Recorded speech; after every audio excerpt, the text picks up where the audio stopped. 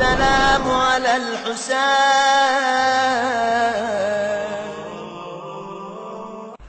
اعوذ باللہ من الشیطان اللعین الرجیم. بسم اللہ الرحمن الرحیم. رب اشرح لی صدری ویسر لی امری واحلل عقدۃ من لسانی یفقهوا قولی. ان اللہ وملائکتہ یصلون علی النبی یا ایھا الذین آمنوا صلوا علیہ وسلموا تسلیما.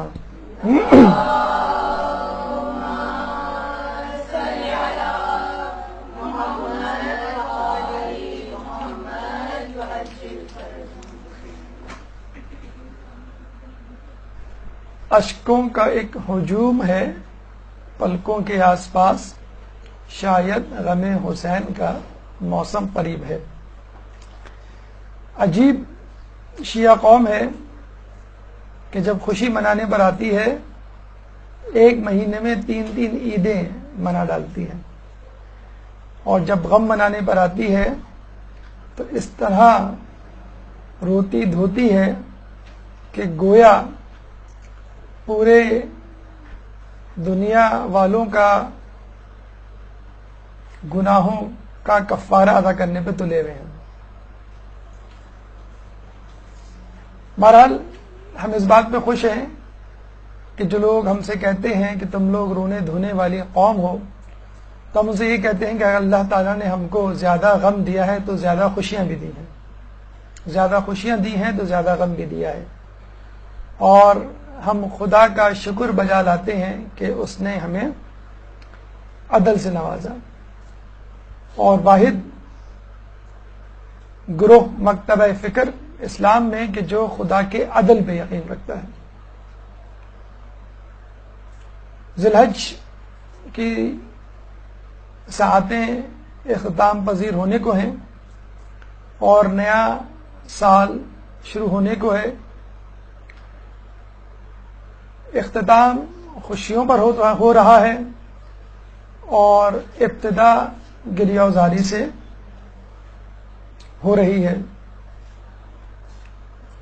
اکثر لوگ یہ سوال کرتے ہیں کہ تم لوگ روتے کیوں ہو، عزاداری کیوں مناتے ہو، ماتم حسین کیوں کرتے ہو،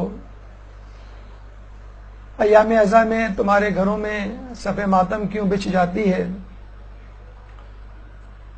اس طرح کے اور بہت سارے سوالات بچوں کے ذہن میں بھی اٹھتے ہیں، نوجوان نسل بھی ہم سے پوچھتی ہے، اور اغیار تو اعتراض کرتے ہی ہیں. چنانچہ اعتراضات بہت زیادہ ہیں، بہت سارے ہیں. انشاءاللہ کبھی وقت ملا تو باری باری ان اعتراضات کے جوابات دینے کی کوشش کریں گے. فی الحال یہاں پہ ایک اعتراض یعنی گریہ وزاری کا اعتراض کہ آپ لوگ گریہ وزاری کیوں کرتے ہیں، اس حوالے سے آج انشاءاللہ آپ کے سامنے گفتگو پیش کی جائے گی کہ گریہ وزاری کی کیا اہمیت ہے. ہم کوشش کریں گے کہ پہلے اس گریہ وزاری کو دنیاوی نقطہ نگاہ سے ثابت کریں، پھر دینوی نقطہ نگاہ سے ثابت کریں. پہلے دیگر مواقعوں پر کی جانے والی گریہ وزاری بیان کریں، پھر غم حسین کے لیے جو گریہ وزاری کی جاتی ہے وہ بیان کریں. ہماری گفتگو 7 مراحل پر مشتمل ہوگی. عقل و دل پہلا مرحلہ، دوسرا مرحلہ جذبات، تیسرا مرحلہ گریہ وزاری جو جذبات کا اصل نقطہ عروج ہے، چوتھا مرحلہ آنسو جو گریہ وزاری کا ثبوت ہے، پانچواں گریہ وزاری کے طبی فوائد، چھٹا مرحلہ اس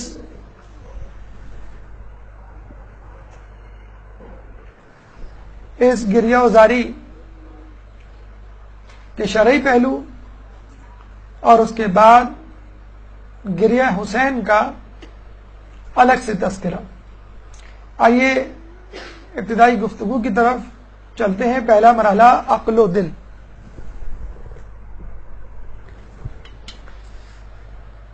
انسان کو اللہ تعالیٰ نے عقل اور دل دونوں سے نوازا ہے.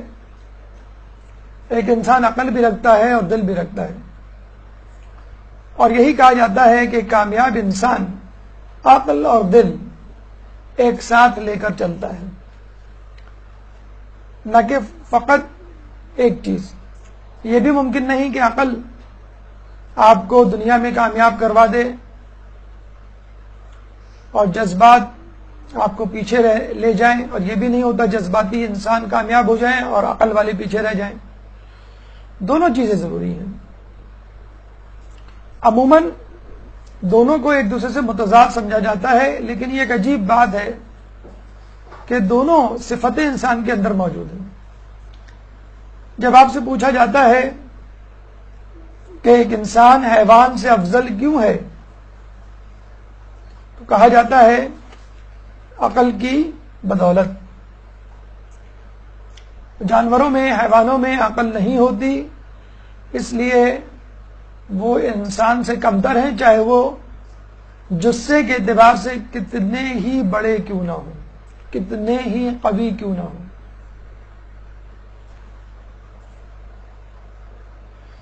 اسی طرح جب کہا جاتا ہے کہ انسان جمادات سے افضل کیوں ہے، یعنی پہاڑوں سے، زمینوں سے، صحراؤں سے، تو ہم کہتے ہیں کہ جمادات میں جذبات نہیں ہیں۔ جیسے ہم کہتے ہیں نا کہ وہ شخص چکنے گھڑے کی طرح ہے، اس پر تو کسی بات کا اثر ہی نہیں ہوتا، اس کا دل پتھر کی مانند ہے، اس کو رونا ہی نہیں آتا۔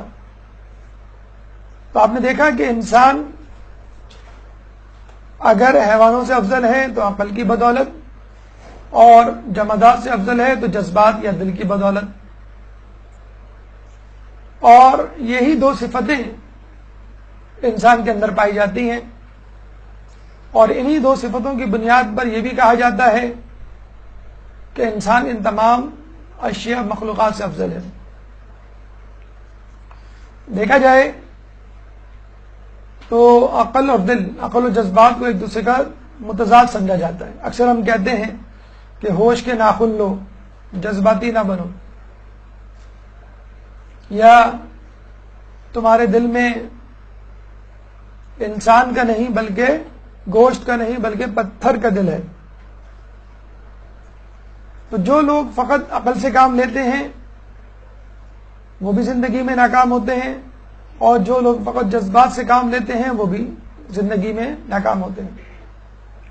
اس لیے اقبال کہہ گئے کہ لازم ہے دل کے ساتھ رہے پاسبان عقل، لیکن کبھی کبھی اسے تنہا بھی چھوڑ دے۔ بسا اوقات انسان کتنا ہی عقل مند کیوں نہ ہو، جذبات کا شکار ہو جاتا ہے، اور اس طرح جذبات کا شکار ہونا بھی بہتر ہے۔ ضروری ہے اس زندگی سے لطف اندوز ہونے کے لیے۔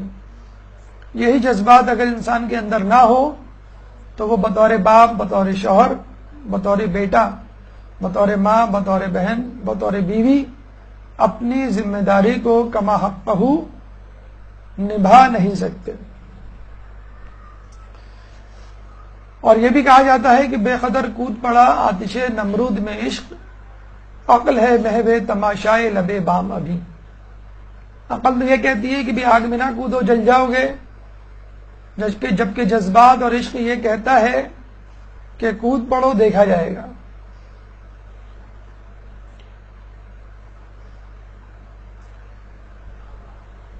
یہ بازی سچی بازی ہے، جو چاہو لگا دو ڈر کیسا، گر جیت گئے تو کیا کہنا، ہارے بھی تو بازی مات نہیں۔ یہ جو عشق کی بازی ہے، یہ جو خدا کی راہ میں جان دینے کی بات ہے، اس میں بھی سراسر فائدہ ہی ہے، فائدہ ہے۔ چنانچہ ہمیں بسا اوقات عقل سے زیادہ جذبات پہ توجہ دینی ہوتی ہے۔ جذبات کیا ہیں، ان کی افادیت کیا ہے، آئیے اس پہ ایک نگاہ ڈالتے ہیں۔ ہماری گفتگو کا دوسرا مرحلہ جذبات، لیکن اس سے پہلے ایک صلوات۔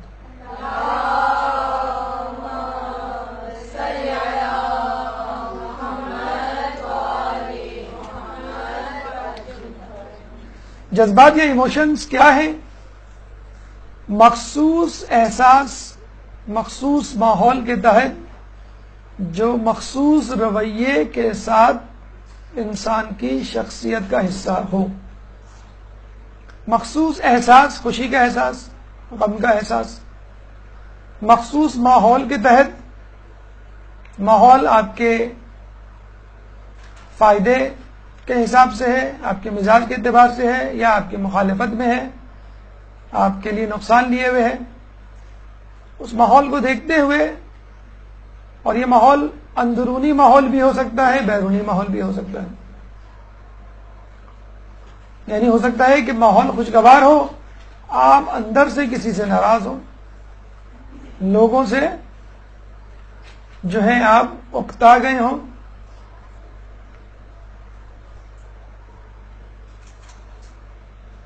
چنانچہ اندرونی ماحول، بیرونی ماحول انسان کے رویے پہ اثر انداز ہوتا ہے، اور پھر وہ یا تو خوشی و مسرت کا اظہار کرتا ہے، یا پھر غم و غصے کا، اداسی کا مظاہرہ کرتا ہے۔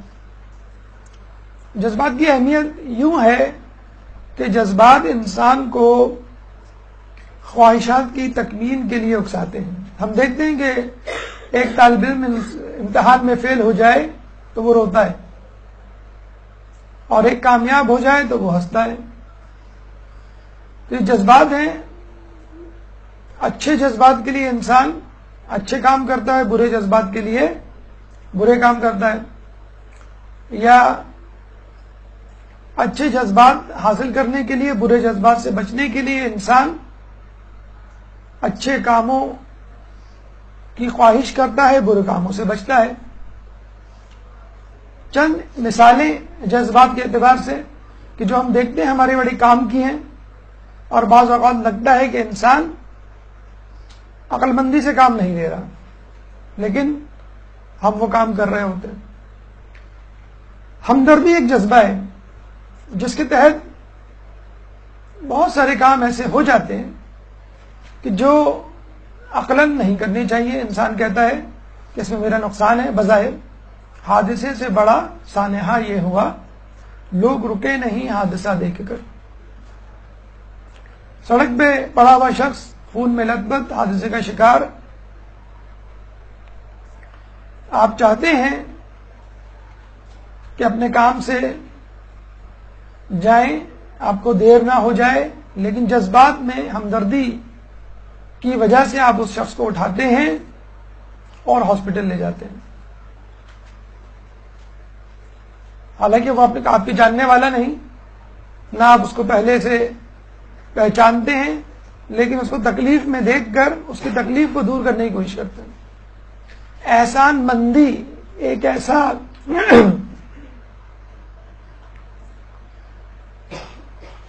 جذبہ ہے جو انسان کو اپنے محسن کا شکر ادا کرنے پر مجبور کرتا ہے۔ وہ شخص جس کو آپ ہاسپٹل لے کے گئے ہیں وہ آپ کا شکریہ ادا کرتا ہے۔ کس کے تحت؟ احسان مندی کے جذبات کے تحت۔ خود بندہ جب اللہ تعالیٰ کا شکر ادا کرتا ہے تو اللہ تعالیٰ خوش ہوتا ہے اور اس کی نعمتوں میں اضافہ کرتا ہے۔ لَإِن شَكَرْتُمْ لَأَزِيدَنَّكُمْ، کہ اگر تم شکر ادا کرو گے تو میں اور دوں گا۔ غصہ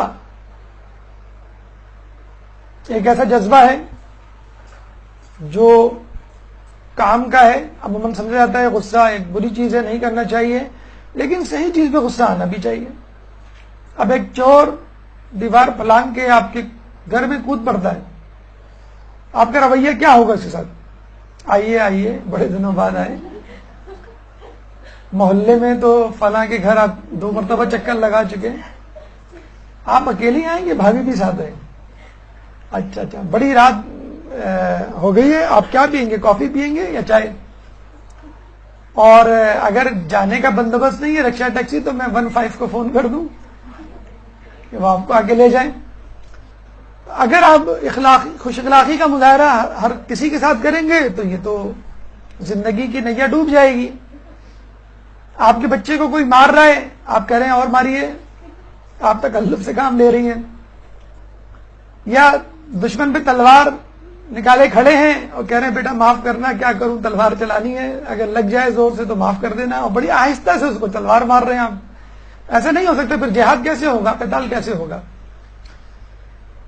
چھپکلی آپ کے اوپر گر جائے اس وقت چھت کے اوپر سے تو آپ دیکھیں آپ کو کتنا غصہ آتا ہے، آپ فوراً آپ بھاگتے ہیں.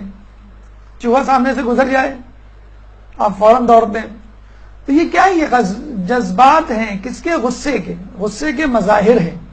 اگر غصہ نہ ہو تو انسان حادثات سے دور نہ بھاگے، بیماریوں سے دور نہ بھاگے، یا اپنی تذلیل اور نقصان کو برداشت کرنے کے لیے تیار ہو جائے اگر غصہ نہ ہو.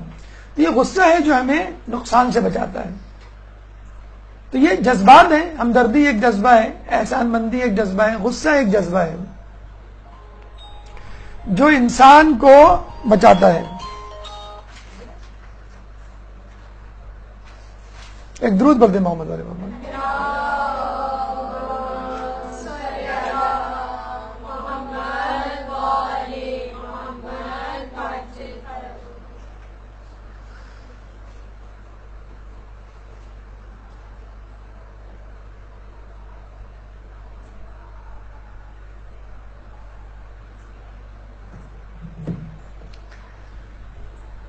ندامت ایک اور جذبہ ہے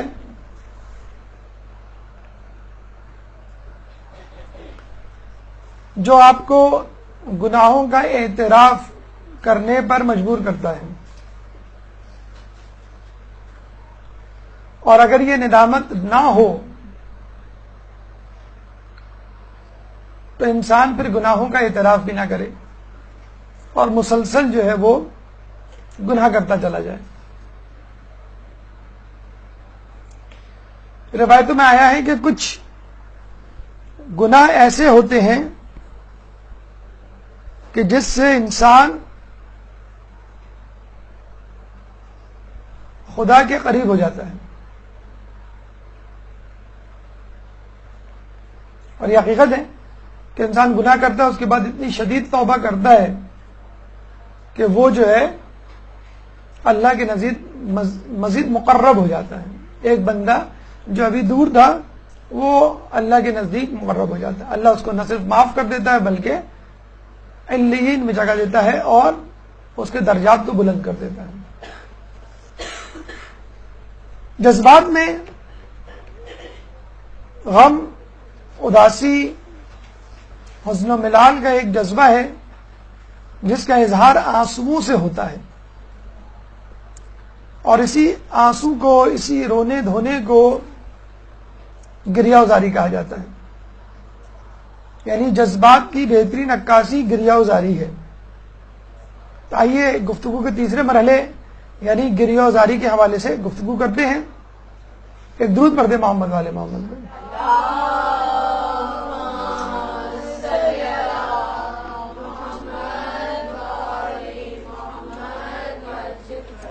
گریہ ازاری میں جذبات کا وہی مقام ہے جو انسان کا آنکھ میں، نگینے کا انگوٹھی میں،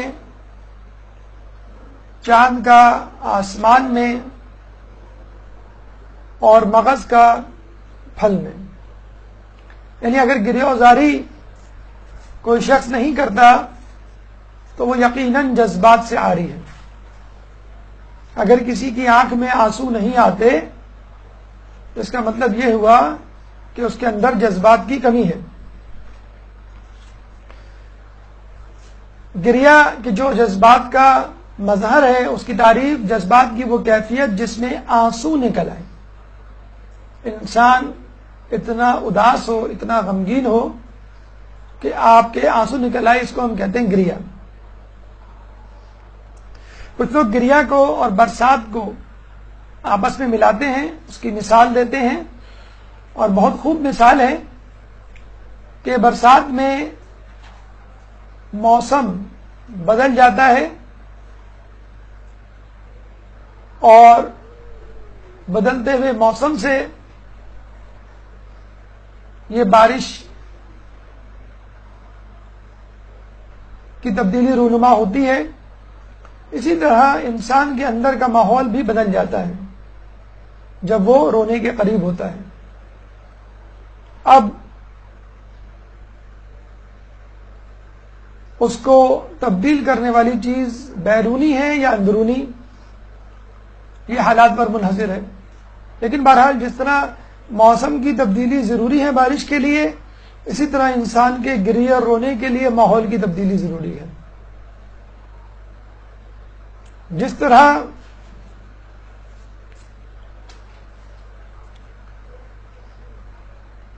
بارش سے پہلے ایک حبس گرمی کا ماحول پیدا ہو جاتا ہے، اسی طرح انسان کے اندر ایمان کی حرارت انسان کو یا حس کی موجودگی، دل کی نرمی انسان کو مجبور کرتی ہے رونے پر. بارش سے پہلے یکایک ہوائیں چلتی ہیں، رونے سے پہلے ذہن میں طوفانی آندھیاں چلتی ہیں کہ انسان کو کچھ سجھائی نہیں دیتا.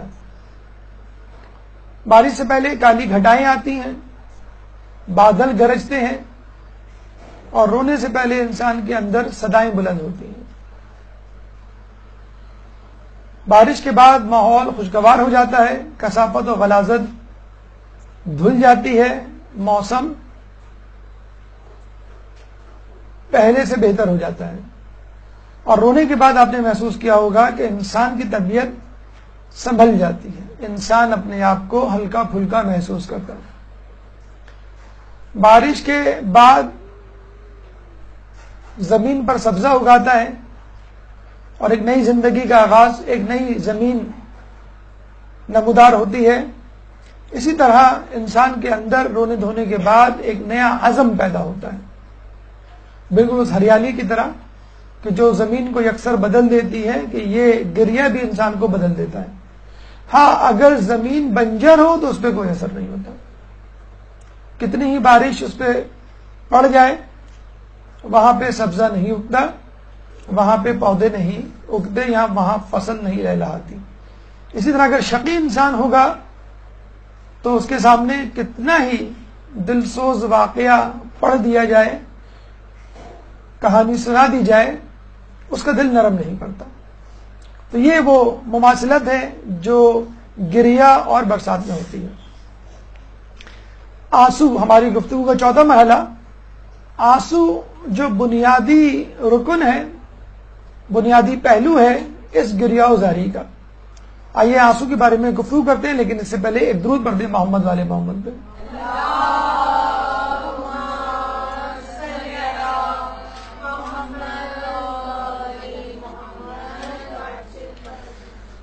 گریہ و زاری کے دوران جو آنسو آپ کی آنسو سے نکلتے ہیں، ان آنسوؤں کی 3 قسمیں ہیں، بلکہ آنسوؤں کی بنیادی طور پہ 3 قسمیں ہیں، جس میں سے ایک آنسو گریہ و زاری کا بھی آنسو ہے.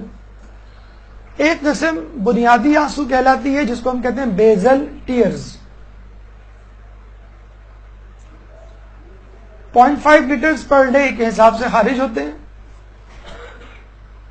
بنیادی چیز اس میں پانی اور نمک ہے. لائسوزائم ایک انزائم ہے. اینٹی باڈیز بھی موجود ہوتی ہیں، IgA، جو اینٹی بایوٹک کا کام انجام دیتی ہیں، اور یوریا ایک ویسٹ پروڈکٹ.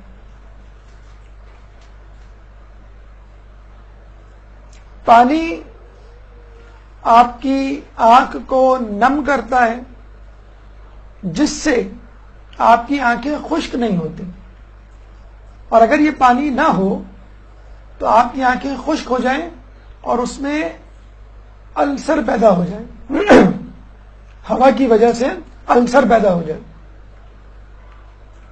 سالٹ، جیسے آپ نے دیکھا ہوگا گوشت کو سڑنے سے بچانے کے لیے ہم نمک ڈال کے رکھتے ہیں، تو یہ سالٹ جو ہے اینٹی بیکٹیریل پراپرٹی رکھتا ہے، جراثیم سے بچاتا ہے آپ کی آنکھ کو. خود لائسوزائم ایک اینٹی سیپٹک ہے، جیسے آپ ڈیٹول یا دیگر اینٹی سیپٹک استعمال کرتے ہیں گھر میں، فرش کو صاف کرنے کے لیے، برتنوں کو صاف کرنے کے لیے، ڈٹرجنٹ استعمال کرتے ہیں کپڑوں کو صاف کرنے کے لیے. تو لائسوزائم بھی اس طرح کا ایک ڈٹرجنٹ ہے، اینٹی سیپٹک ہے. اینٹی باڈیز جیسا کہ نام سے ظاہر ہے اینٹی بایوٹک کیسا اثر رکھتی ہیں آپ کی آنکھ میں کہ اگر کوئی جراثیم حملہ کرنا چاہے تو وہ نہ کر سکے، کیونکہ یہ وہ حصہ ہے جو ہر وقت جسم کا دروازہ ہے، ونڈو ہے، کھڑکی ہے، جس سے کوئی بھی چیز اندر داخل رہ سکتی ہے۔ پھر یوریا، یہ خود ایک ویسٹ پروڈکٹ ہے کہ جس کو جسم میں زیادہ نہیں ہونا چاہیے، جب بھی یہ پیدا ہو اس کو جسم سے خارج ہو جانا چاہیے۔ یہ باڈی کے اور راستوں سے بھی اور رطوبتوں سے بھی خارج ہوتا ہے، لیکن بنیادی یا بیزل ٹیئرز میں بھی پایا جاتا ہے۔ تو بیزل ٹیئرز جو ہر وقت آپ کی آنکھوں میں موجود رہتے ہیں اور 0.5 لیٹر کی تعداد میں ہوتے ہیں، ان کی اپنی افادیت ہے۔ دوسری قسم کے آنسو دفاعی آنسو ہیں، ریفلیکس ٹیئرز، جس کے اندر مختلف قسم کے ہارمون اور سبسٹانسز ہوتے ہیں، جیسے ACTH، پرولیکٹن، اینکیفیلن۔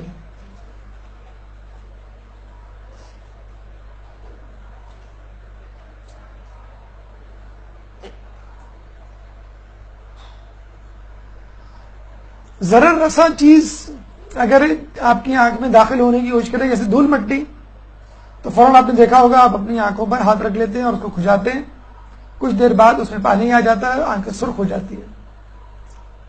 تو یہ ریفلیکس آنسو، دفاعی آنسو، وہ آنسو ہیں جو کسی دھول مٹی یا ضرر رساں چیز کے آنکھوں میں داخل ہونے کے سبب پیدا ہوتے ہیں تاکہ انسان کو اس چیز سے بچا سکے۔ تیسرے آنسو جو اصل آنسو ہیں وہ ہیں ایموشنل ٹیئرز یا جذباتی آنسو، جو کسی غم کی وجہ سے آنکھوں سے رواں دواں ہوتے ہیں، کسی کے احترام میں آنکھوں کے اندر آ جاتے ہیں۔ امام کی زری کے سامنے کھڑے ہوں تو آپ کی آنکھوں میں آنسو آ جاتے ہیں۔ کسی کی ہیبت کی وجہ سے، خوف کی وجہ سے، جاہ و جلال کی وجہ سے آنسو آ جاتے ہیں۔ رب ذوالجلال کے سامنے آپ کھڑے ہوں نماز میں تو آپ کی آنکھوں میں آنسو آ جاتے ہیں۔ کسی محرومی کے سبب کوئی چیز، کوئی پسندیدہ شخصیت آپ سے جدا ہو جائے، آپ محروم ہو جائیں اس سے، تو بھی آنسو آ جاتے ہیں۔ تو یہ مختلف قسم کے آنسو ہیں، 3 قسم کے، جس میں اہم ترین آنسو جذباتی آنسو ہے، جو کہ ہمارا اصل مدعا ہے، یعنی گریہ ازاری کے آنسو۔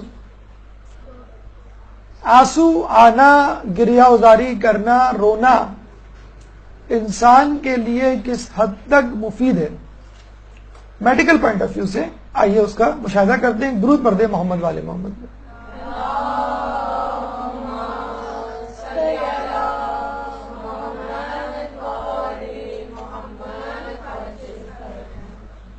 آنسو آپ کو اسٹریس سے نجات دلاتے ہیں۔ آج کل ہم کہتے ہیں کہ لوگوں میں اسٹریس بڑھ گیا ہے، ٹینشن زیادہ ہو گئی ہے، جو انسان کہتے ہیں کہ روتا زیادہ ہے، چاہے اس کا کوئی بھی سبب ہو۔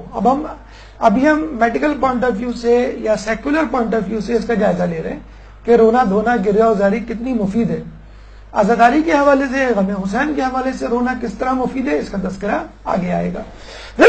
رونے سے انسان کے اندر اسٹریس کی کمی ہوتی ہے، جو ٹینشن اور ایک تناؤ جو ذہن میں لیے وہ گھوم رہا ہوتا ہے وہ کم ہو جاتا ہے۔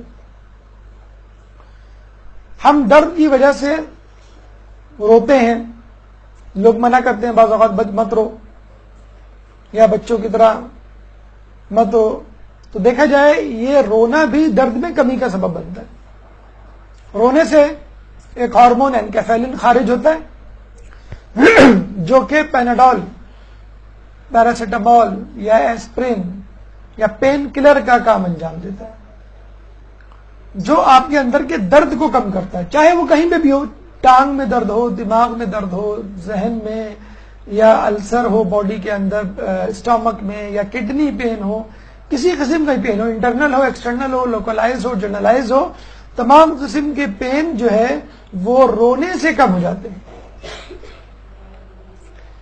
لوکل انفیکشن یعنی آپتھیلمک انفیکشن، آنکھوں کا انفیکشن رونے سے کم ہو جاتا ہے۔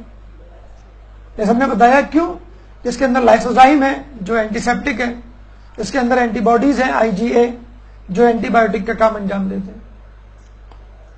تو رونے والے افراد اکثر آنکھوں کی بیماریوں سے محفوظ رہتے ہیں. نمبر 4، بچوں کے حوالے سے رونا کس طرح اہم ہے. لیکن جب بچہ پیدا ہوتا ہے تو چلاتا ہے، روتا ہے. اور شاید آپ نے یہ سنا بھی ہوگا جو بچہ پیدا ہونے کے فوراً بعد نہ روئے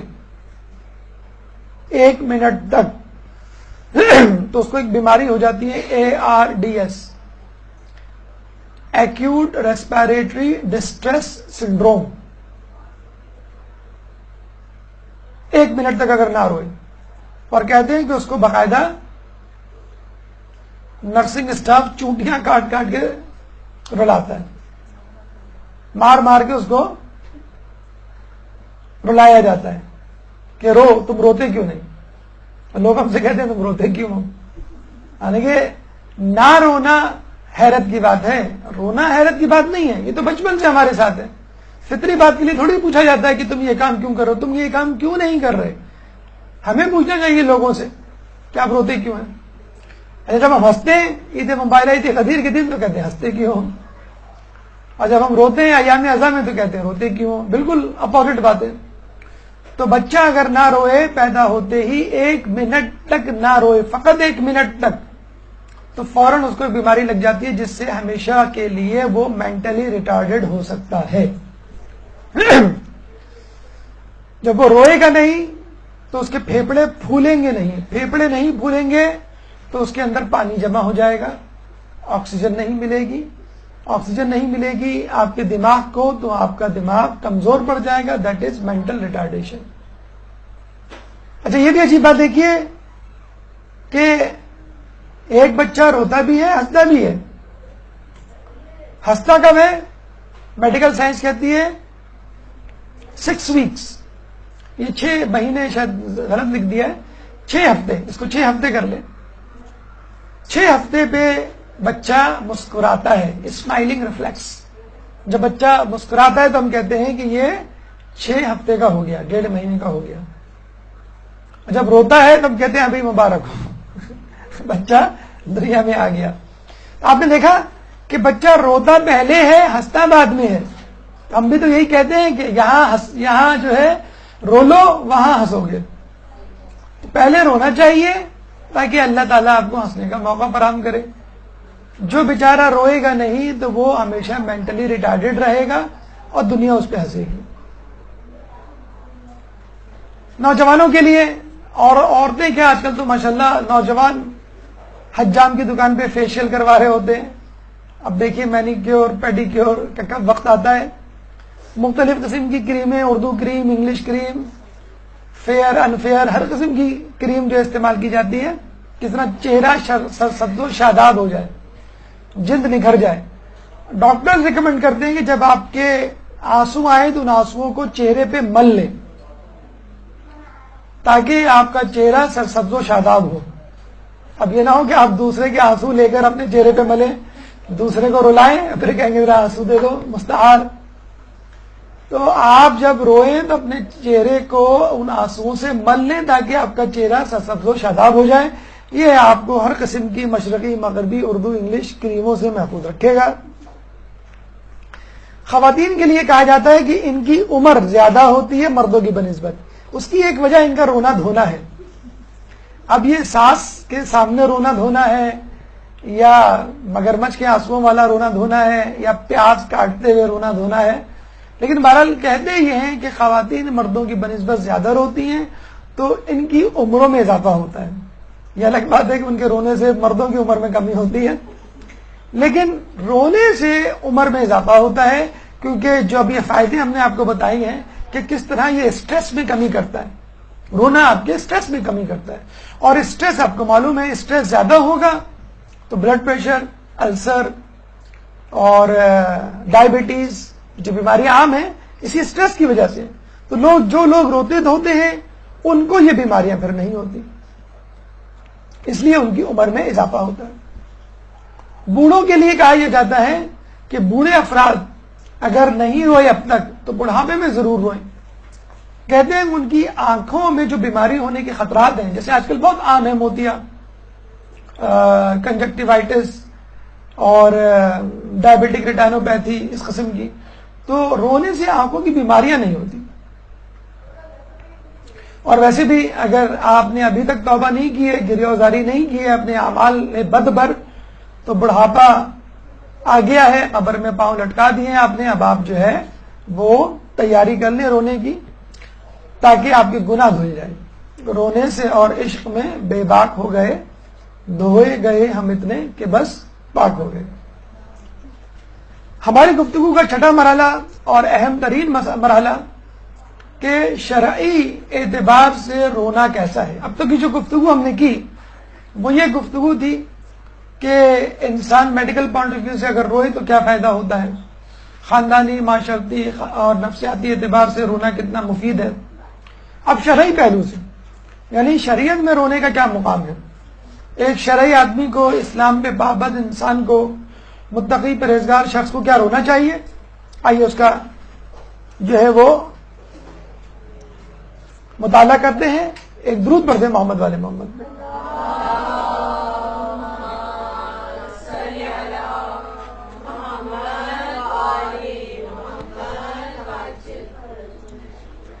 اچھا، عموماً یہ دیکھا گیا ہے کہ جو بڑا آدمی ہوتا ہے، تعلیم یافتہ آدمی ہوتا ہے، کسی مقام پر پہنچا ہوا انسان ہوتا ہے، وہ عموماً نہیں روتا. لیکن ہم دیکھتے ہیں کہ بعض اوقات بڑے لوگ بھی روتے ہیں. اس کا مطلب کیا ہوا کہ یقیناً ان کی